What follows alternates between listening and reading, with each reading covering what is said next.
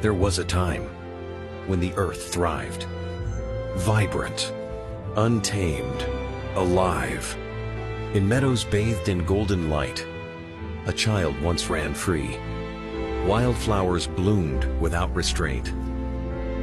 Rivers flowed with clarity and purpose. But nature's balance is delicate, and in its silence, it began to fracture. The last butterfly rises into the sky as the memory of that world begins to fade. Today, the air hangs heavy with the weight of what we've lost.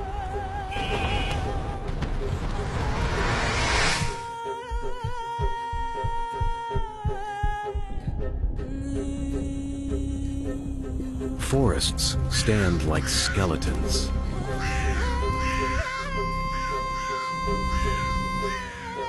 The oceans once abundant now suffocate beneath our waste. Across the scorched remains of what once was, too late to undo the damage. The child has grown, but the world around her has withered. Water is a currency. Breath is rationed. Survival managed by machines.